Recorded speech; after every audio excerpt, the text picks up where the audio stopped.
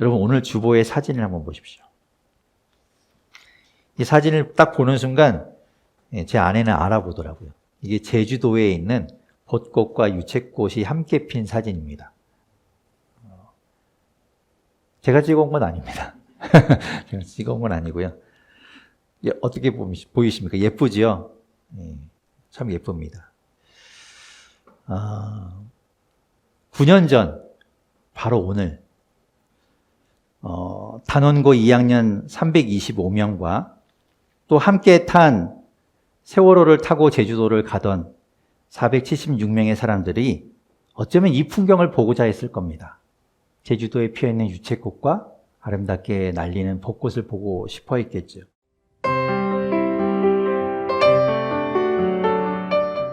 구약에서 출애굽한 이스라엘 백성들이 요단강을 건너서 가나안 땅에 들어가는 이야기, 그 이야기는 전에도 한 적이 있습니다. 여러분도 잘 아시는 이야기죠. 그 이스라엘 백성들을 이끌고 가는 지도자는 모세의 뒤를 이은 여호수아입니다. 그들이 40년을 광야에서 헤매다가 마침내 밟게 되는 그 약속의 땅, 하나님께서 주신 그 땅, 그들에게 허락한 땅, 그 땅으로 이제 들어가게 된 거죠. 그러나 그 땅에 들어갔을 때 그들이 맞닥뜨리게 되는 성읍들은 결코 호락호락하고 만만한 성들이 아니었습니다. 바로 여리고성이 그랬습니다. 여리고 평지에 있던 여리고성은 거대한 성이었습니다. 안에서부터 문을 걸어 잠그고 있으면 누구도 쉽게 공격할 수 없는 그런 난공불락의 성이었습니다. 더구나 이제 막 광야 생활을 끝내고 광야를 떠돌다가 도착한 이스라엘 백성들에게는 그 성을 공략하기란 쉽지 않은 일이었습니다. 어쩌면 불가능할 수도 있는 일이죠.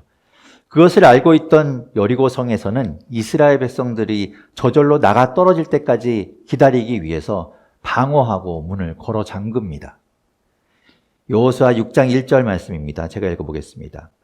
여리고성은 이스라엘 자손을 막으려고 굳게 닫혀 있었고 출입하는 사람이 없었다. 성을 공격하는 쪽이 훨씬 강하면 성 안에 있는 쪽은 절대적으로 불리하게 됩니다. 꼼짝없이 그 안에 갇힌 꼴이 되니까요. 그런데 이 전쟁의 상황은 정반대의 상황입니다. 그 안에 있는 사람들이 훨씬 강하고 밖에 있는 사람들이 약한 상태죠. 전력을 다해서 공격해도 쉽지 않은 전쟁이었는데 그렇게 장기전으로 가게 된다면 이스라엘 백성들은 그곳에서 어쩌면 괴멸하고 말 수도 있는 상황입니다. 이스라엘 백성들은 가뜩이나 또 요단강을 건너 그 가나안 땅에 들어오자마자 길갈이라는 곳에서 대규모 할례를 행했습니다. 광야에서 하지 못한 일을 그제서야 하게 된 것이죠. 물론 상처가 다 아문 이후에 이제 전쟁을 벌이게 되었겠지만 그렇다고 하더라도 최상의 컨디션을 가지고 전쟁을 하는 것은 아니었을 겁니다. 괜히 그렇게 섣불리 덤비다가는 다 전멸하느니 차라리 어쩌면 뒤로 돌아서 건너온 강을 다시 건너 도망가는 편이 현명한 방법일지도 모릅니다. 그때 하나님은 그들에게 특별한 방법을 알려주십니다. 싸움에 나갈 수 있는 장정들, 20세 이상의 건장한 장정들을 제사장이 이끌고 그들 앞에 나아가면 나팔을 불고 언약궤를 앞세워서 여리고성을 돌게 하라는 그런 말씀이었어요. 매일매일 여리고성을 한 바퀴씩 돕니다. 6일 동안 그렇게 한 바퀴씩 돌고 마지막 7일째 되는 날은 7바퀴를 도는 거예요. 그때 아무도 소리를 내서는 안 됩니다. 조용히 도는 거죠. 발자국 소리만 들려오고 나팔 소리만 들려왔겠습니다. 6일 동안 그렇게 돌고 7일째 7바퀴를 돈 이후에는 마지막에 제사장이 나팔을 길게 불 때 모두가 함께 함성을 지르는 겁니다. 그러면 견고한 성벽이 전혀 무너지지 않을 것 같던 그 여리고성이 무너져 내릴 것이라고 하나님이 말씀하셨습니다. 어떻게 들으면 황당할 수도 있는 방법이죠. 아니, 그게 될까?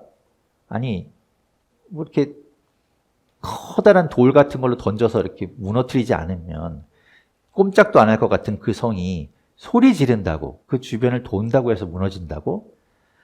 그러다가 그 안에서 우리를 공격하면 괜히 우리만 더 당하는 거 아니야? 우리 그냥 아무 속수무책으로 그 성 주변을 돌다가 그 위에서 돌이라도 던지거나 화살을 쏘거나 하면 괜히 우리만 다 죽는 것 아닌가? 이렇게 생각할 수 있겠죠. 하지만 그들은 그 말씀대로 따릅니다. 그 명령대로 행해요. 딱히 방법도 없고 그것이 하나님이 말씀해 주신 방법이니까요. 그렇게 6일 동안 그들은 매일 가서 한 바퀴씩 돌고 옵니다. 그리고 마지막 날 일찍 새벽부터 이스라엘 백성들은 서두릅니다. 싸움에 나갈 수 있는 장정수만 해도 60만 명이 됩니다. 그들이 그 주변을 7바퀴를 돌으려면 꽤나 좀 시간이 소요됐겠지요. 그래서 아침 일찍부터 서두른 것이죠. 7바퀴를 돌고 나자 여호수아가 백성들을 향하여 외칩니다. 여호수아 6장 16절에서부터 19절 말씀인데 제가 읽어보겠습니다. 7번째가 되어서 제사장들이 나팔을 불 때 여호수아가 백성에게 이렇게 명령하였다. 큰 소리로 외쳐라. 주님께서 너희에게 이 성을 주셨다. 이 성과 이 안에 있는 모든 것을 전멸시켜서 그것을 주님께 제물로 바쳐라. 그러나 창녀 라합과 그 여인의 집에 있는 사람은 모두 살려주어라. 그 여인은 우리가 보낸 정탐꾼들을 숨겨주었다. 너희는 전멸시켜서 바치는 희생제물에 손을 댔다가 스스로 파멸당하는 일이 없도록 주의하여라. 너희가 전멸시켜서 바치는 그 제물을 가지면 이스라엘 지는 너희 때문에 전멸할 것이다. 모두 은이나 금, 놋이나 철로 만든 그릇은 다 주님께 바칠 것이므로 거룩하게 구별하여 주님의 금고에 넣도록 하여라. 여호수아가 이렇게 외치고 제사장의 나팔 소리에 맞춰서 그 신호에 맞춰서 백성들은 일제히 함성을 질렀습니다. 그러자 정말로 여리고 성이 무너져 내렸습니다. 와르르 쾅쾅하고 말이죠. 사람들은 손도 대지 않고 그 성벽이 무너지는 것을 목격했습니다. 훗날의 사람들은 어떻게 그것이 가능할까 하고 이리저리 연구했습니다. 그리고 추측했죠. 그 중에 가장 많이 이야기되는 것이 공명 현상입니다. 여러분도 보신 적이 있지만 왜 유리잔을 놓고 거기에 고음으로 막 소리를 지르면 손도 대지 않았는데 깨지는 그런 현상 말이죠. 그것이 가진 고유의 주파수와 이쪽에서 우리는 소리의 진동의 주파수가 일치하게 되면 그것이 무한 진동하면서 깨진다는 원리입니다. 아마도 이 여리고 성벽도 그렇게 무너진 것은 아닐까라고 과학자들은 추측합니다. 그럴 수도 있겠죠. 하지만 그것이 그렇게 될 줄은 아무도 몰랐습니다. 주파수라는 거 그들이 어떻게 계산했겠어요? 여리고성이 무너진 것은 분명히 하나님이 하신 일입니다. 하나님이 말씀해 주신 것이에요. 그것이 그들에게 유일한 방법이었다면 모든 성을 다 공략할 때 그렇게 하면 됐겠죠. 아마도 폭탄은 발명되지 않았을 거예요. 그냥 사람이 가서 언제나 소리 지르면 모든 것 다 무너뜨릴 수 있으니까요. 중요한 것은 그들이 생각해 놓은 것이 아니라 하나님께서 방법을 알려주셨고 그 방법대로 했더니 그 방법을 따랐더니 성벽이 무너졌다는 겁니다. 결코 우연히 일어난 일이 아니라는 거예요. 여리고 성의 성벽이 무너지며 방어선이 무너졌습니다.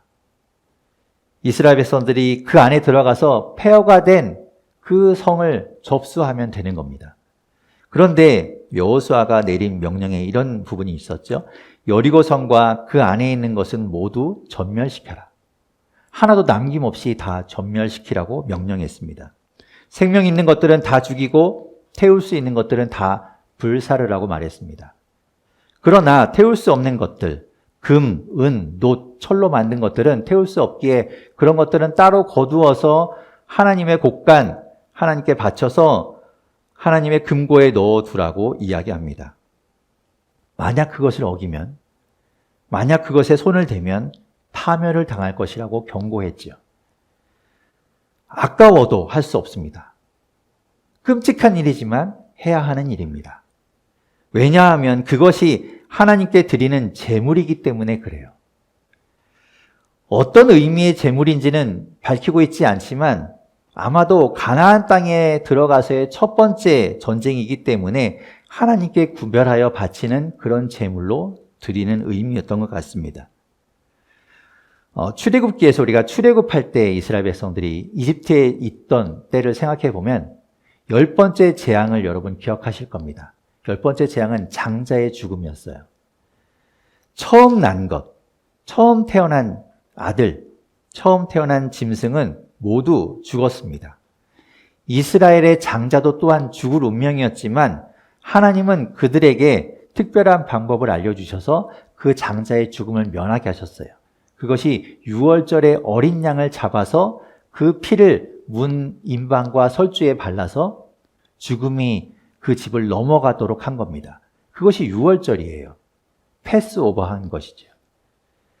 그래서 죽지 않을 수 있었습니다. 하지만 그 장자가 죽지 않았다고 해서 그들이 소유하게 되는 그들의 것이 아니라 그것은 하나님의 것이라고 분명하게 말씀합니다. 출애굽기 13장 2절 말씀을 제가 읽어보겠습니다. 이스라엘 자손 가운데서 태를 제일 먼저 열고 나온 것, 곧 처음 난 것은 모두 거룩하게 구별하여 나에게 바쳐라. 사람이든지 짐승이든지 처음 난 것은 모두 나의 것이다. 처음 것은 하나님의 것이라고 말씀하셨습니다. 그래서 농사를 지어도 처음 추수한 것은 하나님께 제물로 드리는 겁니다. 그것이 하나님의 것이기에 사람이 그것을 손을 대거나 사람이 취할 수 없었습니다. 여리고를 점령한 이스라엘 백성들이 만난 다음 성은 아이성입니다. 여리고라는 그 크고 견고한 성을 무너뜨린 이스라엘 백성들이 두 번째로 만나게 된 성이 아이성이에요. 예, 아이성이라고 해서 애들 성이 아니라 이름이 그런 겁니다. 그 성은 여리고 성에 비하면 아주 우스워 보이는 성이었어요. 작고 그 성에 상주하고 있는 사람들도 얼마 되지 않아서 저 정도야 가뿐하겠네 라는 생각을 가졌습니다. 그래서 다 갈 필요도 없다고 생각했어요. 그냥 한 3,000명쯤 보내서 그냥 하면 되겠지. 그래서 막 자신감이 뿜뿜해서 어깨가 막 하늘을 치솟을 것 같았습니다. 3,000명을 보내면서도 그런 마음이었을 거예요. 가서 살살하고 와. 괜히 다치지 말고 그냥 이렇게 조금만 이렇게 하고 와. 그 정도니까 크게 힘쓰지 않아도 돼. 조심해. 라고 생각했겠죠. 그런데 웬걸요? 가서 된통 당하고 옵니다. 이스라엘 백성들은 그제서야 두려움에 확 사로잡혀요. 그들의 실상을 보게 된 겁니다. 사실은 우리가 이 정도밖에 안 되는구나. 이렇게 작은 아이성도 우리가 어쩔 수 없는 사람들이구나. 라는 것들을 깨닫게 되는 거예요. 그래서 이스라엘 백성들은 하나님 앞에 울면서 호소합니다. 하나님 이제 우리 어떡합니까? 어떡합니까? 되돌아가야 됩니까? 앞으로 이 가나안 땅에 수많은 성들이 있는데 저 조그만 아이성도 우리가 어찌하지 못하는데 우리 어떻게 해야 됩니까? 이러다가 우리 다 죽게 생겼습니다. 그때 하나님께서 말씀하세요. 이렇게 말씀하십니다. 그것은 이스라엘이 죄를 지었기 때문이다. 너희가 죄를 지었기 때문이다. 내가 한 명령을 너희가 지키지 않았다. 내가 다 전멸시키라고 했는데 그리고 나서 나에게 바치라고 했는데 너희가 그것을 어기고 그 중에 가져간 사람이 있다. 하나님은 이렇게 말씀하셨어요. 여호수아 7장 12절에서 하나님은 이렇게 말씀하십니다. 그래서 이스라엘 자손은 원수를 대적할 수 없었고 원수 앞에서 패하여 물러섰다. 그들이 자청하여 저주를 불러들여서 그들 스스로가 전멸시켜야 할 물건이 되었기 때문이다. 너희들 가운데서 전멸시켜 나 주에게 바쳐야 할 물건을 없애지 아니하면 내가 다시는 너희와 함께 있지 않겠다. 하나님께서 말씀하셨어요. 하나님께 바쳐야 할 것을 손을 대는 사람, 그리고 그 물건을 가져간 그 모든 것들을 하나님 앞에 드리지 않으면 용서가 되지 않는 거예요. 그래서 하나님이 함께 하지 않겠다고 말씀하십니다. 이스라엘 백성들이 왜 작은 아이성에게 졌는가? 하나님 말씀을 따르지 않았기 때문입니다. 하나님 말씀 하나 어긴다고 뭐가 되겠는가라는 마음을 가졌기 때문이에요. 하나님 말씀을 따르지 않으니까 하나님이 함께하지 않으셨고 그래서 우습게 보이던 그 아이성에게 패배하고 만 겁니다. 해결 방법은 하나지요. 찾아내는 겁니다. 하나님 말씀을 어기고 하나님 것을 가져간 사람을 찾아내고 그와 그 물건을 다시 하나님께 드리는 겁니다. 원래 하나님 것을 다시 드려서 하나님의 제물이 되게 하는 것이죠.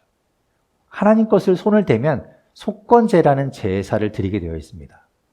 그런데 이번에는 그 범인과 물건들을 가지고 속건제의 제사를 드리게 되는 겁니다. 여호수아가 아침 일찍 모든 지파를 다 불러드립니다. 그리고 제비를 뽑아요. 여호수아도 누가 그것을 가져갔는지 모릅니다. 하나님 말씀해 주지 않았어요. 제비를 뽑습니다. 모든 사람들이 다 보는 앞에서 이것은 조작이 아니라 하나님이 심판하시는 것이라는 것을 모두가 보게 합니다. 그렇게 제비를 뽑았더니 유다 지파가 뽑혔습니다. 유다 지파에서 각 가문들을 다 나오게 하고 그들에게 또 제비를 뽑았더니 이번에는 세라 가문이 뽑혔습니다. 세라 가문의 장정들 중에서 또 제비를 뽑았더니 삽디 집안이 뽑혔습니다. 삽디 집안 사람들을 다 나오게 하고 그들이 제비를 뽑았더니 이번에 갈미의 아들인 아간이 뽑혔습니다. 조작 없이 실시간 중계한 거예요. 아간이 가져갔다는 것이 밝혀졌습니다. 여호수아도 그가 가져간 사실을 몰랐고 뭘 가져갔는지도 몰랐기 때문에 최종적으로 지목된 아간에게 여호수아가 묻습니다. 오늘 본문 19절에서부터 21절 말씀인데요. 우리 같이 한번 읽어보겠습니다. 19절에서 21절 함께 읽겠습니다. 시작. 여호수아가 아간에게 말하였다. 나의 아들아, 주 이스라엘의 하나님께 영광을 돌리고 그에게 사실대로 고백하여라. 내가 무엇을 하였는지 숨기지 말고 나에게 말하여라. 아간이 여호수아에게 대답하였다. 제가 진실로 주 이스라엘의 하나님께 죄를 지었습니다. 제가 저지른 일을 말씀드리겠습니다. 제가 전리품 가운데서 신안에서 만든 아름다운 외투 한 벌과 은 200세겔과 50세겔이 나가는 금덩이 하나를 보고 탐이 나서 가졌습니다. 보십시오. 그 물건들을 저의 장막안 땅 속에 감추어 뒀는데 은을 맨 밑에 두었습니다. 진짜 내가 그랬어? 사실대로 말해봐. 예, 제가 그랬어요. 제가 진짜 하나님께 죄를 지었습니다. 사실은 외투 하나가 너무 좋아 보이길래 은덩어리가, 금덩어리가 너무 아깝게 생각돼서 탐이 나서 가졌습니다. 그리고 그 물건을 제 장막안 땅 속에 감추어 뒀습니다. 아간은요, 자기가 죄 지은 것 알고 있었어요. 그러니까 감춰둔 거죠. 땅 속에 묻어둔 거예요. 아무도 보지 못하게, 아무도 알아차리지 못하게. 그는 자기가 잘못한 걸 알고 있는 겁니다. 그 말은 여호수아가 처음에 이야기했죠. 그 안에 있는, 그 성 안에 있는 모든 것들은 손대지 말라라는 말을 그도 들었다는 거예요. 들어서 알고 있었어요. 손대면 안 된다는 것 알고 있었는데 그럼에도 불구하고 탐이 나서 훔쳤다는 겁니다. 그래서 땅속에 묻어두었어요. 모르고 한 것 아닙니다. 실수한 것 아닙니다. 탐이 나서 분명하게 알고 있었지만 죄를 지은 겁니다. 여호수아는 지도자로서 결단을 내려야 했습니다. 아간과 그가 훔친 물건들, 그의 가족들, 그리고 가축들, 그 집에 딸린 모든 것을 골짜기로 데려갑니다. 그리고 그 뒤에는 온 이스라엘 백성들이 함께 따라가요. 그곳에서 여호수아는 이렇게 말합니다. 오늘 본문 25절 말씀입니다. 같이 한번 25절 읽겠습니다. 시작. 여호수아가 말하였다. 너는 어찌하여 우리를 괴롭게 하느냐?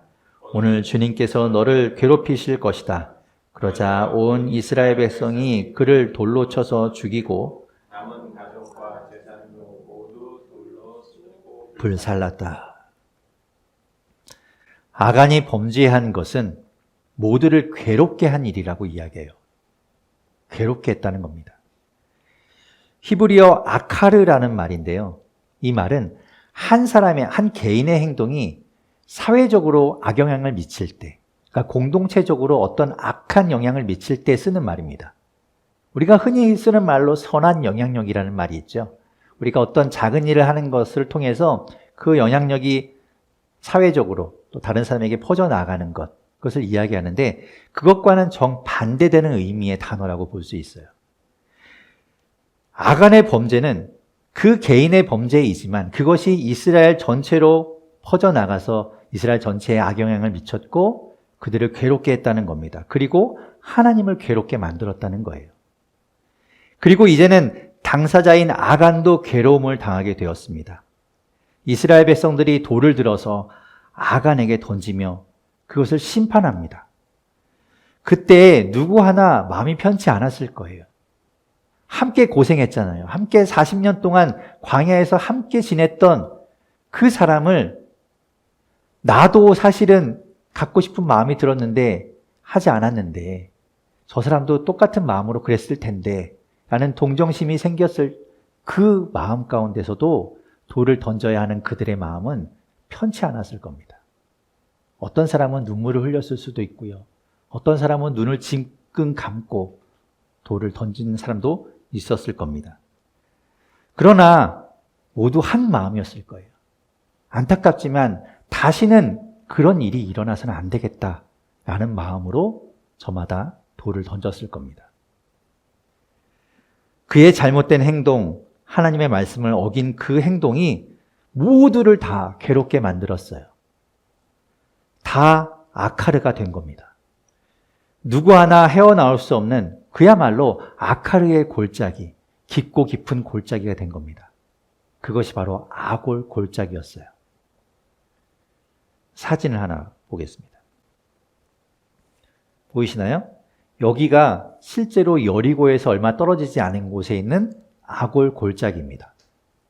저는 가보진 않았어요. 사진으로 이렇게 보면 여러분 돌이 굉장히 많아 보이죠? 척박한 땅에 돌이 엄청 많은 곳으로 보입니다. 이스라엘 백성들은 아간이 죽은 그 위에 큰 돌 무더기를 쌓았습니다. 이렇게 돌이 많은 곳에 구별되게 하려면, 그죠? 저기에 뭐 그냥 웬만해서는 뭐가 있는지도 구분이 안 되잖아요. 그러니까 구분되게 하려면 크게 돌 무더기를 쌓았을 거예요. 그리고 그 돌 무더기가 얼마나 크고 튼튼하게 쌓였던지 글을 쓰고 있는 이 여호수아를 쓰고 있는 그때에도 오늘까지 그 돌 무더기가 남아있다라고 이야기합니다. 돌을 던져서 죽였기 때문에 돌이 쌓여 있었겠죠. 그럼 그냥 돌아서면 되잖아요. 그런데 그 위에 왜 큰 돌무더기를 또 쌓았을까요? 누구나 알아보게 하려는 거예요.